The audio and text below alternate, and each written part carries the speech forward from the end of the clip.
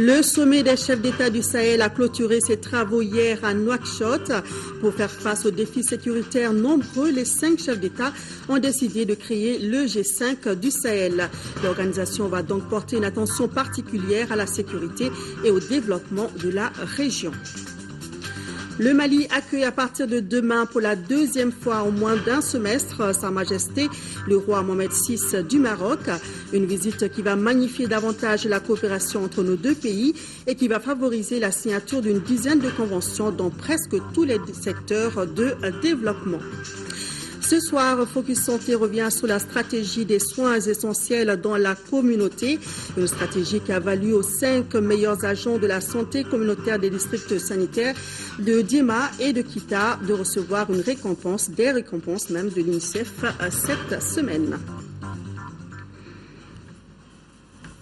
Madame, Monsieur, bonsoir et bienvenue dans ce 20h. Le sommet des chefs d'État du Sahel a clôturé ses travaux hier à Nouakchott. Il a réuni les présidents mauritaniens, maliens, nigériens, burkinabés et tchadiens. La décision majeure issue de la rencontre est la création du G5 du Sahel. C'est une organisation qui va porter une attention particulière à la sécurité et au développement de la région. Le président Ibrahim Boubacar Keïta se réjouit de cette avancée dans la coopération sous-régionale.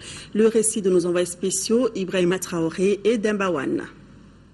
À l'issue de leur tout premier sommet, les dirigeants des pays du Sahel décident de créer une organisation dénommée G5 pour conduire désormais de façon coordonnée et concertée les actions de la région.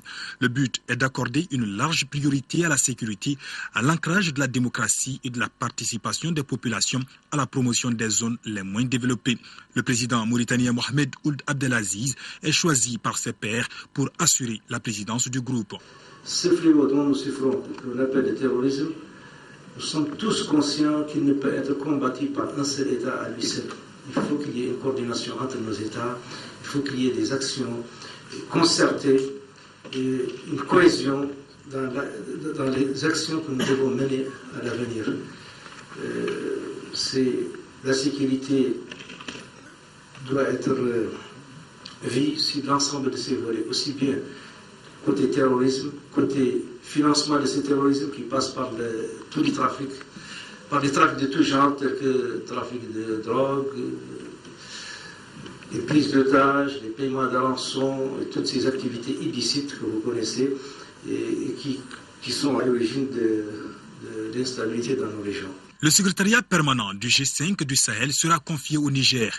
Il est chargé de la coordination technique ainsi que de l'élaboration d'un programme prioritaire d'investissement et d'un portefeuille de projets structurants.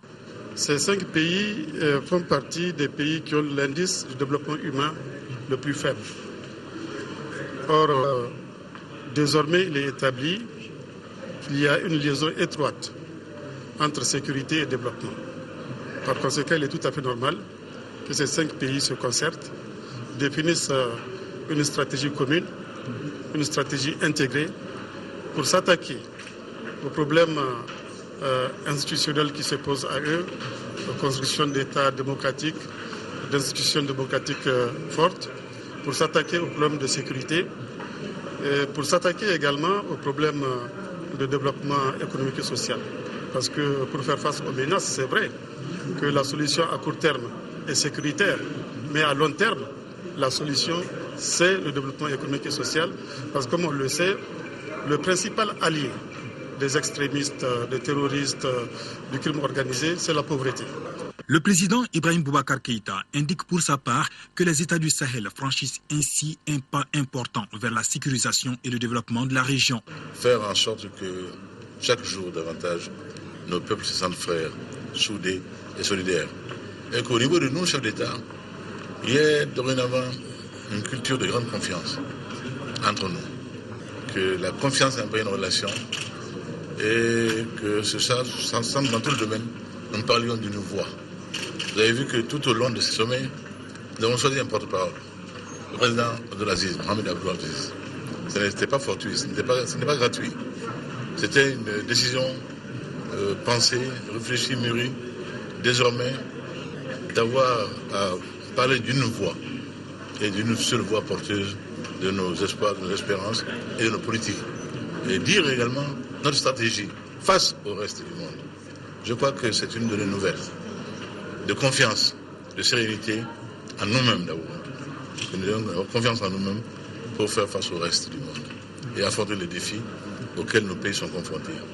Les présidents du Tchad, du Niger, de Burkina Faso, de Mauritanie et du Mali, parlant d'une seule et même voix dans l'arène internationale, voilà qui est nouveau, voilà qui est prometteur, et voilà qui était attendu par nos peuples, que tout lie.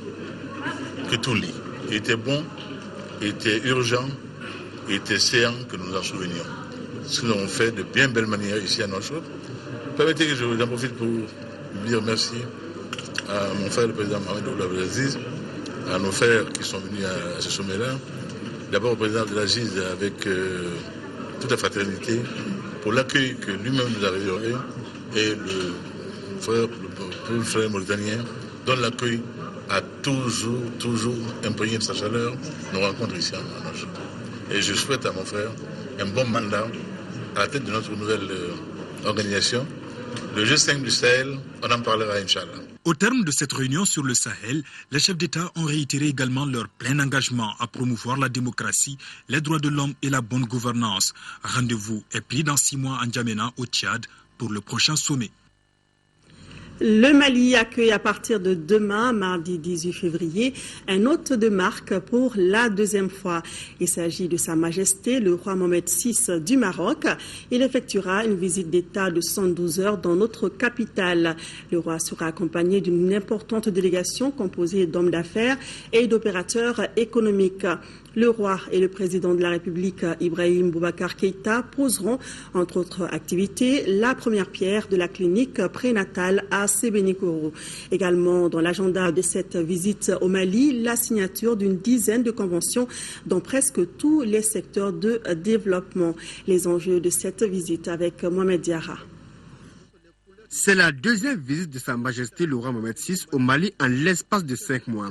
La première, c'était le 19 septembre pour assister aux côtés d'une vingtaine de chefs d'État à l'investiture du président de la République, Ibrahim Boubacar Keïta. Ce second voyage du souverain chérifien est le signe de l'attachement qu'il a pour le Mali et ses dirigeants. En plus, bien sûr, de ce que symbolise la visite en termes de solidarité agissante avec le Mali, en termes de marque de confiance aussi à l'endroit de ce pays, il s'agit de mettre en place quelques mesures pour accompagner le Mali dans cette phase post-crise. Le Mali et le Maroc, c'est plus de 50 ans de coopération sous-tendue par une trentaine d'instruments juridiques, dont les premiers jalons ont été posés par le président Modibo Keïta et le roi Hassan II. Les deux pays sont liés par des relations séculaires. Le lien qui lie le Mali avec le Maroc, c'est un lien de sang d'abord, de 2 culturel, de 3 islamique. Entre le Mali et le Maroc, c'est toute une histoire d'amour, de fraternité, de coopération culturelle, religieuse, sociale, beaucoup de choses. Depuis le temps des caravanes de sel, il y a plusieurs siècles, Tombouctou et Marrakech faisaient un commerce florissant, jusqu'au moment de l'université de Tombouctou, qui était fréquentée par l'ensemble de tous les peuples d'Afrique. Vraiment, aujourd'hui, cette visite royale, pour la 2e fois, vient nous donner de la joie au cœur.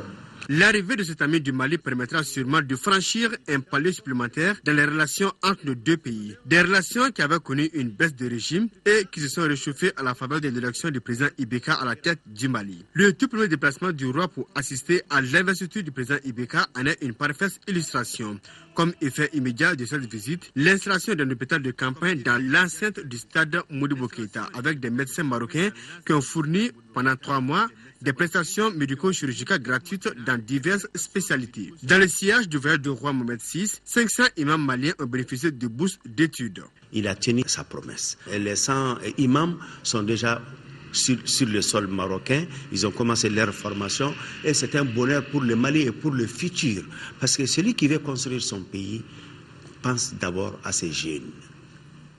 Les jeunes qui sont partis et ils vont venir pour nous donner d'autres façons de prêcher. Et ce prêche-là sera basé sur la non-violence. La coopération maroco-malienne embrasse d'autres secteurs de développement comme les mines, l'énergie, les transports, l'agro-industrie, la maroquinerie, le tourisme, l'éducation. Parlant de l'éducation, sur les 3 dernières années, le Maroc a accordé des bourses d'études aux étudiants maliens. Cette coopération se ressent depuis toujours d'ailleurs par la centaine de bourses que Sa Majesté le roi Mohamed VI offre à l'éducation malienne chaque année et un quota d'ailleurs qui va croissant à partir de ces nouvelles relations. Dans le domaine des télécommunications, Maroc Télécom détient 51% du capital de la Sotelma. S'agissant du secteur bancaire, la partie marocaine est très visible avec le rachat de la BIM SA par le groupe Attijari Wafa Bank. Elle participe aussi au capitaux de la BDM SA. Nul doute que cette seconde visite du roi Mohamed VI est une volonté manifeste d'aider le Mali dans sa phase de reconstruction et de réconciliation. Le Mali sort de la crise, donc il va falloir l'accompagner aussi. Donc au-delà de la coopération et des échanges entre deux pays, c'est aussi l'accompagnement, c'est aussi la solidarité, c'est aussi la réponse à l'appel du Mali. Nous avons toujours travaillé de telle sorte qu'on puisse répondre à l'appel du Mali et qu'on puisse contribuer, en ce qui nous concerne, donc à cette sortie de crise. Dans l'agenda des activités du roi à Bamako, la signature d'une dizaine de conventions dans plusieurs domaines tels l'hydraulique, la santé, l'agriculture, l'habitat. La pose de la première pierre de la clinique prénatale à Sébenikoro, un hôpital de 3e niveau qui s'occupera de la prise en charge des maladies de la mère et de l'enfant. En plus des stages de formation que le Maroc offre aux militaires maliens, le Mali pourra compter sur le royaume chérifien dans le cadre de l'étude définitive de la paix sur l'ensemble de son territoire. Le voyage du souverain chérifien devrait permettre enfin aux deux pays de faire le point d'exécution des 3 dernières sessions de la Grande Commission mixte de coopération. Et cela dans l'intérêt des deux pays. Et à l'occasion de la visite au Mali de Sa Majesté Mohamed VI, roi du Maroc, le protocole de la République convie à l'aéroport international de Bamako-Sénou les corps constitués suivants. Le Premier ministre, le président de l'Assemblée nationale, les membres du gouvernement, le ministre secrétaire général de la présidence de la République, le ministre directeur de cabinet du président de la République, le président de la Cour suprême, le président de la Cour constitutionnelle, le président du Haut Conseil des collectivités, le président du Conseil économique, social et culturel, le médiateur de la République, le secrétaire général du ministère des Affaires étrangères et de la coopération internationale, les chefs d'état-major et directeurs de services centraux des armées, les ambassadeurs accrédités au Mali, le gouverneur du district de Bamako, le maire du district de Bamako, demain, mardi 18 février, à partir de 16h. Donc c'est à 16h demain à l'aéroport international Bamako-Sénou, les corps constitués qui ont donc été désignés. Nous allons à l'hémicycle. Tout à l'heure, vous avez vu les images de l'hémicycle. Nous y retournons. Une délégation de l'Assemblée nationale du Niger, conduite par son 2e vice-président, a été reçue en audience par le président de l'Assemblée nationale du Mali. La délégation était porteuse d'un message du président de l'Assemblée du Niger à son homologue du Mali. Le 2e vice-président, Falke Bacharou, a profité de cette audience pour féliciter le président de l'Assemblée nationale suite à son élection. Les deux personnalités ont également parlé des futures relations de coopération entre nos deux pays. La 9e session ordinaire de la 4e mandature du Conseil économique, social et culturel a clos ses travaux ce matin autour de l'employabilité des jeunes. Le Conseil a recommandé entre autres l'amélioration du suivi, de l'orientation et de l'appui des jeunes dans leur parcours professionnel. Le reportage de Ibrahim Atchokari. 15 jours de débat autour de la problématique de l'employabilité des jeunes dans le contexte de la relance économique post-crise ont permis aux conseillers nationaux de passer à la loupe les facteurs de sous-emploi des jeunes dans notre pays. La 9e session ordinaire, la 4e mandature du Conseil économique, social et culturel recommande, entre autres, la tenue dans un bref délai des États généraux sur l'emploi, la création des conditions pour que les diplômés maliens et les acteurs du secteur privé puissent prendre leur place au niveau des espaces d'intégration UEMOA, CEDEAO, favoriser l'employabilité de la main-d'œuvre nationale, notamment dans le secteur des mines. Je suis heureux que nous soyons parvenus à une précieuse synthèse de recommandations didactiques qui pourraient ouvrir la voie aux audacieux et mieux inspirer les pouvoirs publics, le secteur privé et pourquoi pas à la société civile organisée que nous représentons. C'est une source de méditation pour chacun et chacune sur ce que la conjoncture nous offre et les voies qu'elle nous indique et que nous pourrons emprunter soit pour un habile contournement de l'infortune, soit par une ingénieuse élévation de notre ambition d'hommes et de femmes pour vaincre l'adversité. Ils sont 75 millions de jeunes frappés par le chômage dans le monde, dont 38 millions en Afrique. Et 60% de ces chômeurs sont des jeunes. Ouverture ce matin à Bamako d'une session de formation en droit pénal international co-organisée par la Fondation Friedrich Neumann de Dakar et l'Institut international des droits de l'homme de Strasbourg. C'était en partenariat avec l'Institut national de formation judiciaire du Mali et de la MINUSMA.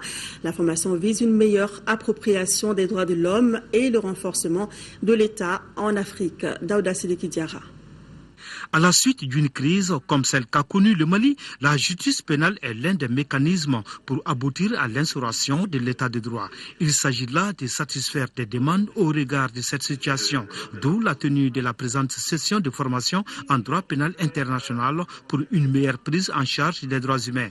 Le dernier rapport du haut-commissaire aux droits de l'homme a invité le gouvernement du Mali à s'assurer que la justice poursuive tous les auteurs de violations des droits de l'homme commises durant la crise et s'assurer que les droits de tous les Maliens et Maliennes soient respectés, y compris par l'organisation rapide des procès équitable. La session s'articule autour d'une série de modules axés sur des exercices pratiques. Il conviendra pour ces avocats magistrats, greffiers, représentants des forces de l'ordre, chercheurs, acteurs de la société civile, ainsi que les initiateurs du séminaire, de créer un cadre d'échange et de réflexion. C'est là pour l'émergence d'une citoyenneté qui repose sur l'égalité en droit. La leçon que nous livre ce séminaire est de nous offrir les outils hautement fiables pour féconder un environnement de paix et de mieux-être pour l'ensemble des Maliens par une saine distribution de la justice. Au terme de la session, un test d'évaluation à choix multiples sera élaboré par les intervenants. Des lauréats recevront des bourses d'études après ces tests. Actualité dans nos régions, une mission conjointe au ministère des Affaires étrangères de la Suède et l'ONU au Mali vient donc de séjourner à Tombouctou. C'était pour rencontrer les populations sur place et recueillir leurs préoccupations. Les membres de la mission ont également pu constater les avancées notoires en matière de sécurité et la reprise des activités économiques malgré les conditions difficiles. ORTM Tombouctou, Adama Djimde. Cette mission, composée du ministre suédois des Affaires étrangères, du représentant spécial du secrétaire général de l'ONU au Mali et de l'ambassadrice de la Suède, avait un agenda précis, toucher du doigt les réalités quotidiennes des Tombouctoutiens après la crise et apprécier le niveau de destruction causé par les occupants. C'est une bonne nouvelle, ce que Tombouctou sort de cette crise-là. Il s'améliore avec l'assistance de l'aménagement. Maintenant, il faut faire face à des questions d'emploi économique, d'infrastructure. Je sais qu'avec la solidarité entre les Tombouctiens et les Maliens, et avec l'assistance de la communauté internationale, rien n'est impossible. Les missionnaires se sont rendus à la grande mosquée de Djingaréber, construite par l'empereur Kankou Moussa en 1325. Le cimetière des Trois Saints, complètement saccagé, et l'Institut Ahmed Baba ont reçu la visite des hôtes. Ces derniers ont rencontré les populations qui ont tenu à exprimer leurs préoccupations. Premièrement, d'abord, l'enclavement de la ville. Il a posé le problème de nos plaines, en intrants et autres là, que vraiment ce qui constitue vraiment une des principales activités des paysans tombouctiens, puisque après le fils du Niger, c'est Tombouctou. Le problème des femmes Sur le terrain, les Nations Unies ont remarqué que les efforts consentis par les différents acteurs ont porté fruit. Chaque fois que je suis ici, je vois que ça bouge. Il y a un esprit de progrès. Il y a un sentiment que les choses vont mieux, mais au même moment, je crois qu'il y a maintenant quelques défis prioritaires. Le premier, c'est le retour des déplacés et des réfugiés. Nous sommes en train de renforcer aussi le MINUSMA, parce que ce n'est pas seulement la ville de Tombouctou. C'est important qu'il y ait aussi la sécurisation de la région. Je crois que tout le monde dit qu'il y a deux choses prioritaires. C'est l'immédiat, par exemple la riziculture, la possibilité qu'il y ait la récolte. Et la deuxième, c'est un peu dans la medium time, le longue durée, ce sont les routes.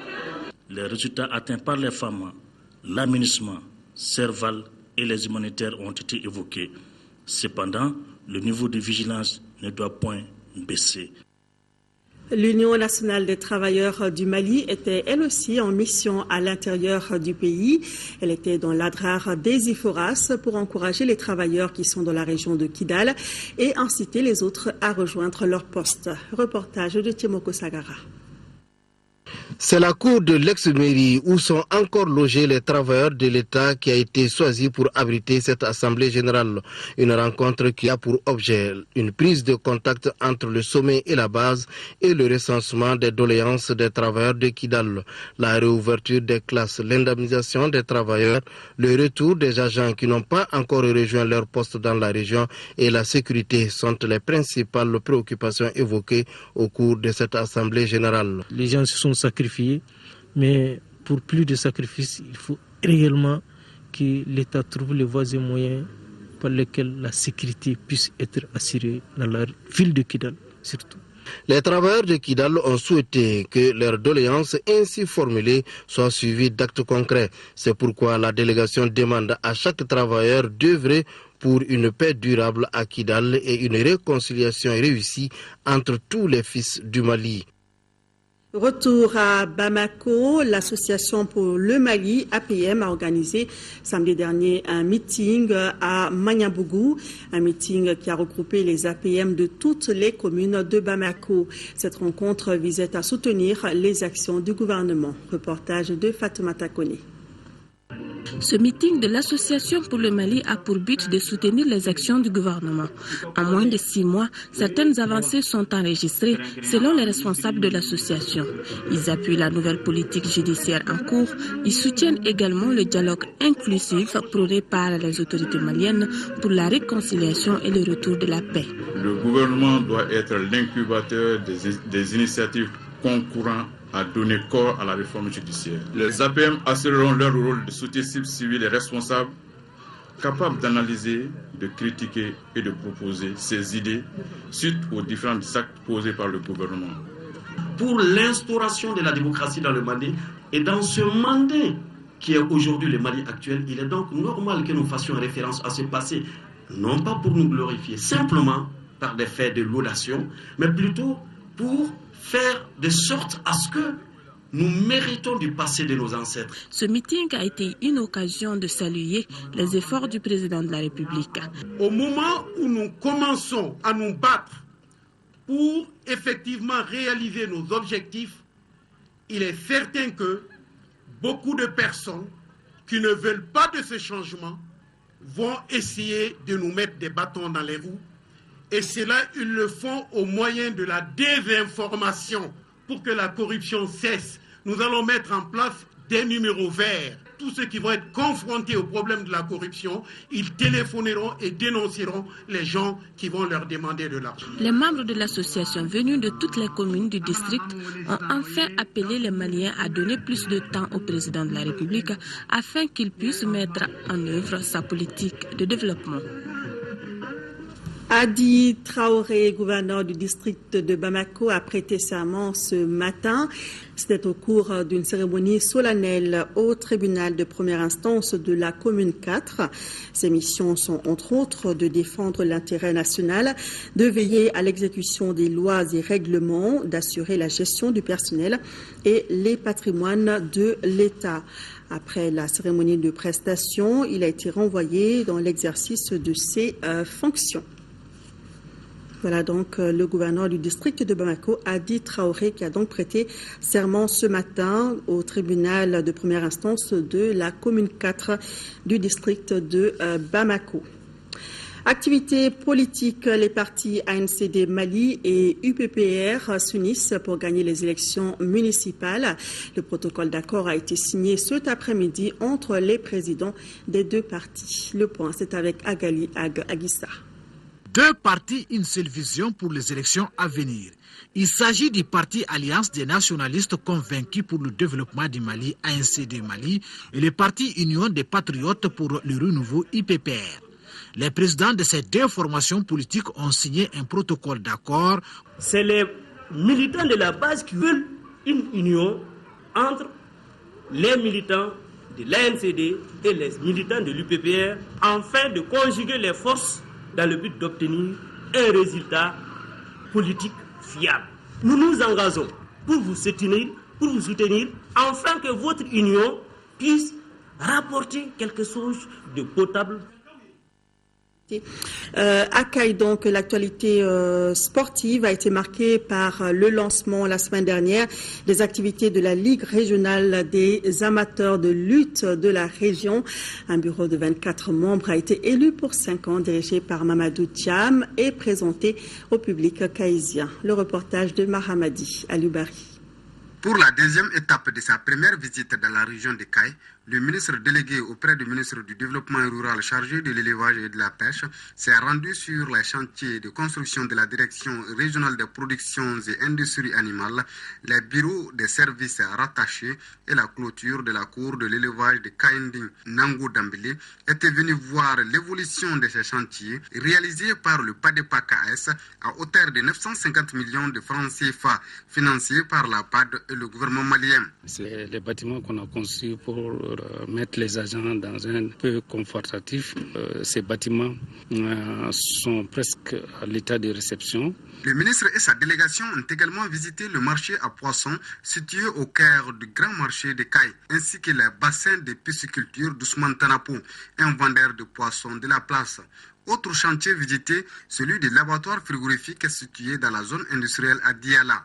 Le ministre s'est dit satisfait de l'avancement des travaux qui sont exécutés par l'entreprise CMCTP. Nous avons entendu parler de l'engagement de ces privés aux côtés du département pour nous permettre de concrétiser notre vision, permettre au Mali de devenir exportateur de viande rouge. On nous promet que d'ici juillet 2014, on devrait commencer les premiers abattages et il est prévu d'exporter directement une partie de cette viande. Le dernier acte a été la rencontre avec l'ensemble des acteurs du secteur agro-silvo-pastoral. Au cours des échanges, le ministre Nango Dambélé a invité les acteurs à créer le partenariat public-privé pour booster le secteur de l'élevage et de la pêche. Nous avons reçu pour mission de contribuer à la réalisation de 3 objectifs fondamentaux. Le premier objectif, c'est d'amplifier la contribution du secteur à la croissance économique. Pour le président de la République, le Premier ministre, tout l'espoir repose sur le secteur agro-industriel. Le ministre a promis à l'ensemble des éleveurs et pêcheurs que son département fera tout pour que ces services accomplissent leur mission de réduire l'insécurité alimentaire dans notre pays. Voilà, ce n'était pas du sport, mais plutôt la visite du ministre en charge de l'élevage dans la région de Kaï. Le village de Guétéma vient d'inaugurer sa mosquée qui va abriter la prière du vendredi. La mosquée a coûté près de 200 millions de francs CFA. La réalisation est l'œuvre d'un fils du village qui a bénéficié de l'accompagnement de l'association des ressortissants du village, situé donc à Bamako. Ibrahima Tsokare pour le compte-rendu. Les populations du Sahel occidental se sont retrouvées à Guétéma, à 9 km de Nioro du Sahel, pour inaugurer la grande mosquée de vendredi construite par un natif du village. Cette maison de Dieu est construite sur l'ancien site de la mosquée de El Hadj Oumar Foutital, une mosquée construite en 1896. L'édifice a coûté, à en croire l'entrepreneur, près de 200 millions de francs CFA. Cet acte du ressortissant du village de Guétéma est la preuve du dynamisme et de l'entrepreneuriat de la diaspora malienne. Tous les actes posés ici se font dans un esprit de cohésion et d'entente entre les fils d'un même terroir. En tout cas, l'événement qui a rassemblé les co-religionneurs de la zone à Guétéma a tout son sens. Les gens de Guétéma, la population de Guétéma a retrouvé la cohésion autour de ses fils pour mettre en place un édifice important à la dimension de l'islam qui est notre religion en partage. À l'actif des ressortissants aussi, l'addiction d'eau d'une valeur de 50 millions de francs CFA. Cette réalisation de grandeur nature est une œuvre utile. Elle a été faite à la satisfaction de tous. L'association des ressortissants de Guétéma qui a coordonné les travaux ne pouvait qu'être fière pour ce travail accompli. Et aussi le ministère délégué chargé des affaires religieuses et du culte. Nous avons parlé de la réconciliation nationale. Nous avons demandé à nos chefs religieux ici, dans le Sahel occidental, à travers Guétéma, de prier pour le pays, pour que les fils se réconcilient, pour que la paix revienne. Dans un futur très proche, il projette la construction de la route Guétéma-Nioro du Sahel, très accidentée. Ici, on a compris que sans route, point de développement. En 5e région, les acteurs de la filière échalote se sont retrouvés ce week-end à Golgou, dans le cercle de Bandiagara, pour échanger sur la valorisation et le développement de la filière échalote. C'était à l'occasion d'une journée paysanne organisée par l'ONG Yagatetu en partenariat avec l'Union des femmes productrices d'échalotes dans les communes de Dandoli et de Soroli. Yacouba Maïga. Le plateau d'Ogon dans le cercle de Bandiagara constitue le principal bassin de production d'échalotes avec environ 54 000 tonnes par an. Cependant, cette filière à vocation commerciale, porteuse de croissance et d'investissement, reste largement inexploitée du fait de certaines contraintes qui pèsent sur son développement, d'où l'organisation de cette journée paysanne. Cette activité rentre dans le cadre de la mise en œuvre de 2 de nos projets phares, à savoir PVERC 2, financé par LWR. En plus, le projet Femmes et Agriculture, communément appelé Nyeleni, financé par Kermali. Si l'accompagnement de l'ONG Yaktu et ses partenaires a permis d'atteindre des résultats tangibles sur la levée des contraintes liées au développement de la chaîne de valeur de la filière échalote, il reste maintenant aux producteurs de préserver ces acquis pour répondre à la demande de plus en plus forte en produits de haute valeur ajoutée. La réussite d'une action de chaque segment de la chaîne de valeur dépend de la capacité de chaque acteur à mieux maîtriser les itinéraires techniques et pouvoir exposer ses produits en les rendant bien connus et plus accessibles. Cette journée paysanne a été ponctuée de visites de terrain, notamment au magasin de conservation de l'échalote fraîche de la société coopérative Molibemo de Anjumbolo et dans le champ école producteur de Golgou. Parlons culture. Le Festival international des arts et de la culture Kouroukanfouga, 2e édition, c'est du 13 au 18 mars prochain. En prélude à l'activité, les organisateurs ont animé une conférence pour expliquer l'esprit de l'événement. Cette année, il est placé sous le signe de la paix, de la réconciliation et de la reconstruction du pays. Compte rendu de Lamine Keita. Cette conférence débat annonce le lancement des activités de la 2e édition du Festival international des arts et de la culture de Kouroukanfouga. Selon les membres de l'association Kouroukanfouga, initiateur du festival, l'événement s'inscrit dans la droite ligne de la politique culturelle du Mali. L'ambition est de regrouper dans une ambiance festive de convivialité tous les pays de l'ancien empire du Mali et au-delà. Le premier objectif ici, c'est renforcer l'unité. C'est sauvegarder l'unité nationale, revaloriser nos sites touristiques, nos objets d'art et faire en sorte que nous arrivions à faire un développement socio-économique demandé. Espace d'échange et de brassage culturel entre les peuples d'horizons divers, cette 2e édition est placée sous le signe de la paix retrouvée et d'une synergie de développement. Kouroukanfouga est une sorte de repère pour nous. En 1236, Sundiata a réuni la paix, l'entente, la réconciliation à Kouroukanfouga. Et c'est ce que nous voulons rééditer cette année. Cette 2e édition qui se tiendra à Kangaba du 13 au 18 mars 2014 prévoit des conférences débats, des visites touristiques, des prestations artistiques entre autres. En En santé maintenant, World Vision vient de lancer son projet de prise en charge intégrée de la malnutrition aiguë dans le district sanitaire de Tomignan et servira à améliorer la santé nutritionnelle des enfants et va concerner 10 centres de santé de la commune pour un budget de plus de 123 millions de francs CFA. Candécila. Tous pour combattre la malnutrition aiguë chez les enfants de 6 à moins de 59 mois. C'est désormais le credo de l'ONG World Vision dans le cercle de Tomignan. Le lancement officiel du projet de prise en charge intégrée de la malnutrition aiguë dans le district sanitaire Pessima répond à cette problématique majeure. Le gouvernement a fait des enquêtes en 2013. Et ces enquêtes ont prouvé réellement qu'il y a des problèmes sérieux de malnutrition, particulièrement dans la région de Ségou et spécifiquement dans le cercle de Tomignan où World Vision intervient. Aussi, le Pessima se propose d'atteindre d'ici 2015 450 000 enfants au niveau de 10 centres de santé communautaires dans le district sanitaire de Tomignan. Avec un budget de plus de 123 millions de francs CFA, le projet va se matérialiser sur le terrain par des activités de plaidoyer et de prise en charge des groupes cibles à travers la remise de plum peanut, un aliment à base d'arachide et de complexes de vitamines. Quant aux parents des enfants bénéficiaires et au personnel sanitaire d'encadrement et de suivi, je leur invite à plus de courage et d'abnégation pour qu'aucun enfant malnutri n'échappe au projet. On note enfin que ce projet vient en complément à d'autres initiatives de World Vision dans le cercle. Déjà, en 2012, en réponse à la crise sécuritaire et nutritionnelle, l'ONG a mobilisé ses partenaires canadiens, allemands et suisses pour la prise en charge de plus de 6 800 enfants de 0 à moins de 59 mois malnutris.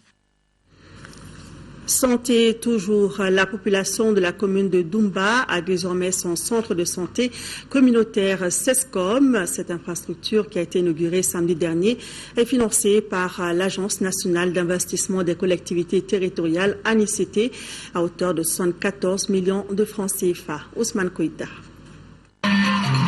C'est dans une ambiance festive que la population de la commune rurale de Doumba et environnants ont inauguré leur tout nouveau centre de santé communautaire. Cette coupure du ruban symbolique marque le point de départ d'un processus de renforcement des capacités sanitaires de la commune de Doumba.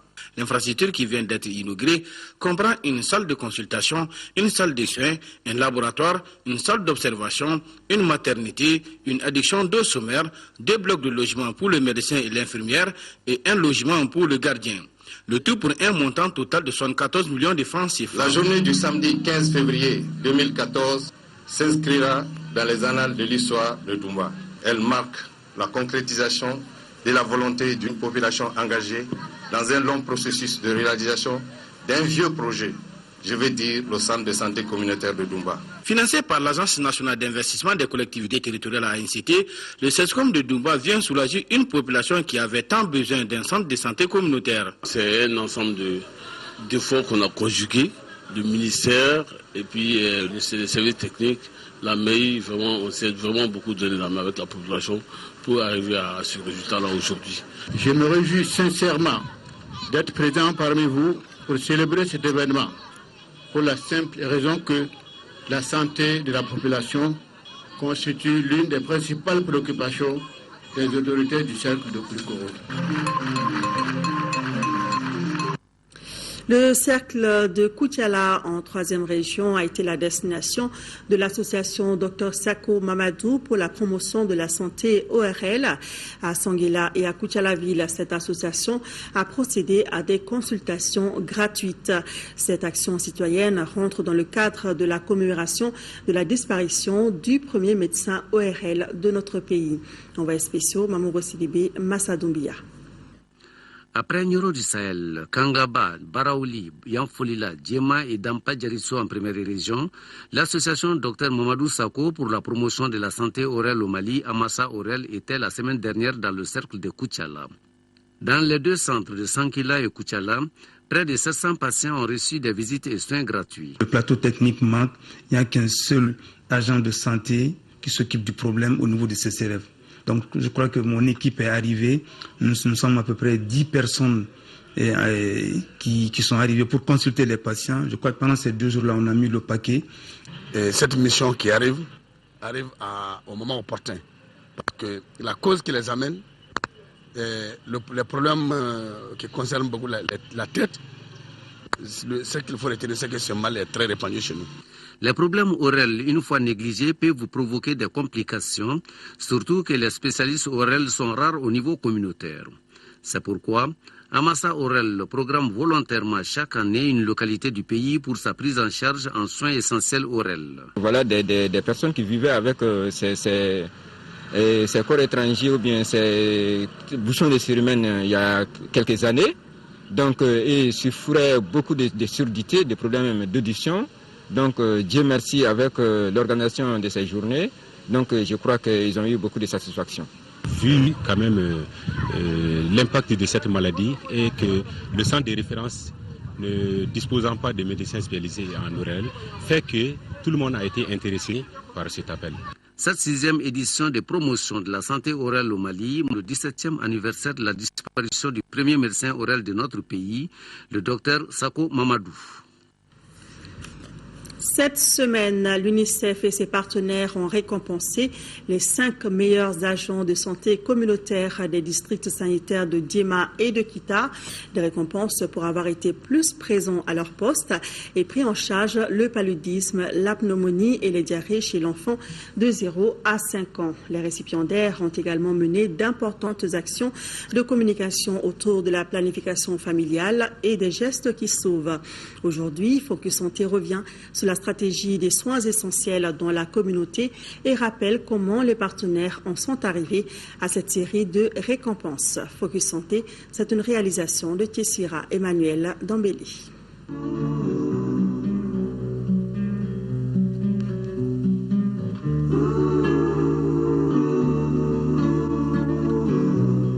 Ces 20 dernières années, le Mali a multiplié le nombre de ses centres de santé. Une avancée qui n'avait pas été suivie d'effets escomptés sur la mortalité chez les enfants de 0 à 5 ans.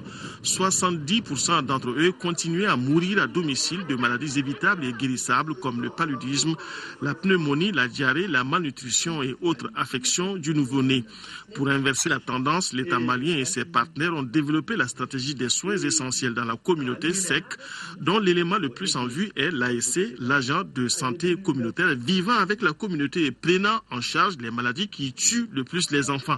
2 ans après, dans la région de Caille, l'apport des agents de santé communautaire est positivement apprécié. La prise en charge du paludisme, la fièvre et le paludisme, nous avons enregistré plus de 12 500 cas qui ont été dépistés par ces ASC. Et pour le palu, avec confirmation au test de diagnostic rapide, il y a eu 11 000 et quelques et qui ont été pris en charge. Si on prend les infections respiratoires aiguës, il y a eu 9 780 cas dépistés, avec autant qui ont été pris en charge. Si on prend les cas de diarrhée, plus de 3 000 ont été dépistés et traités. Si on prend la planification familiale, il y a environ 7 000 femmes de nouvelles inscriptions qui ont été faites. Mais les acteurs et les partenaires de la santé sont passés par une évaluation qui avait détecté des obstacles à l'atteinte de meilleurs résultats par les ASC. On s'est rendu compte qu'il y a des ruptures dans certains sites des CTA et des TDR. CTA, c'est les médicaments qu'on utilise pour prendre en charge le paludisme simple au niveau communautaire et le test de dépistage rapide qu'il faut utiliser au niveau de ces sites avant de donner le médicament. Et également quelques ruptures, par exemple, du zinc qui accompagne normalement le SRO, les selles de réhydratation orale, pour une bonne qualité de prise en charge de la diarrhée. Et on a remarqué un goulot d'étranglement par rapport à l'utilisation des services des ASC. On a mis les ASC au niveau des sites, rapproché les soins des communautés, mais on s'est rendu compte que même en cassant la barrière d'accessibilité géographique, il reste d'autres choses à faire. Et on s'est rendu compte, après la première enquête, que près de 90% des ménages disaient que les soins coûtaient cher, alors que l'ASC habite avec ces ménages. Cela voudrait dire il ne faut pas se limiter seulement à rapprocher les soins, il faut également casser la barrière financière d'accès aux soins. Partie des interventions à évaluer et des goulots d'étranglement, un plan de levée des obstacles a été élaboré et mis en œuvre sur 6 mois, suivi d'une autre enquête qualitative au niveau des sites tests de Djema et de Kita. La différence est là.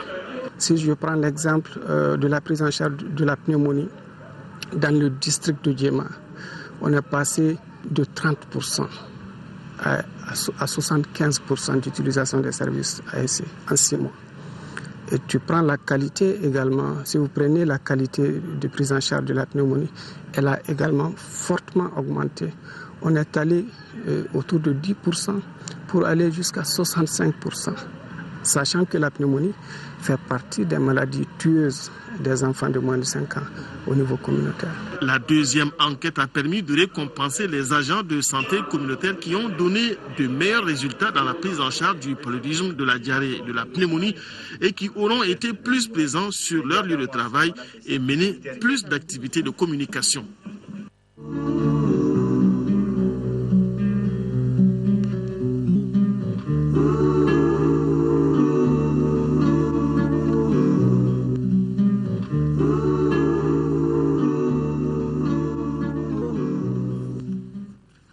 Parlons sport handball. La première édition du championnat national de handball chez les cadets a connu son épilogue au terrain Mamadou Konaté. À l'arrivée, c'est le centre omnisport de Lafiabougou chez les garçons et le centre omnisport de Missabougou chez les filles qui ont remporté ce championnat. Aldumatina pour le compte-rendu. Le centre omnisport de Missabougou chez les filles et celui de Lafiabougou en garçons enlève la première édition du championnat national cadet de handball.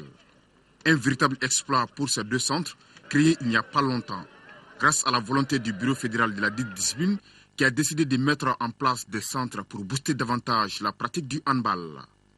Et déjà, le projet commence à porter ses fruits au regard de ces 2 finales. D'abord en série filles, le centre omnisport de Missabougou en orange dicte sa loi au lycée sportif Ben Oumarsi, habillé en bleu. Si à la mi-temps, c'était l'égalité parfaite. 4-4. La suite verra la domination de Missabougou, amenée par Djeneba Sako en état de grâce. Le centre omnisport de Missabougou l'emporte 12-7. Pour la finale des garçons entre le Debo Club de Mopti en jaune et le centre omnisport de Lafiabougou, le suspense a été entier. Les centristes qui croyaient avoir plié la partie vont être rattrapés au score par une vaillante équipe mopticienne qui égalise à 2 minutes de la fin, 17-17. Les derniers instants sont indécis et passionnants, car Malin, c'est lui qui pouvait prédire l'issue de la partie. Mais finalement, le sursaut d'orgueil du centre omnisport de Lafiabougou lui permet de marquer le but victorieux, 18-17. Vraiment, je suis très comblé parce que c'est une première et nous avons vu que vraiment c'est une édition qui doit être continuelle. Et les équipes ont montré un niveau technique assez suffisant pour que l'on puisse croire à leur futur. Voilà, c'est donc tout pour ce soir. Merci de votre attention. Tout à l'heure, retrouvez Amara Mali Diallo pour le journal des formations. Demain, dans la matinée, Kadidia Toukone vous donne rendez-vous à 10h et à 13h. Quant à moi, je vous retrouve, s'il plaît à Dieu, dans les éditions du soir. Merci de votre fidélité. Passez de bons moments sur l'ORTM.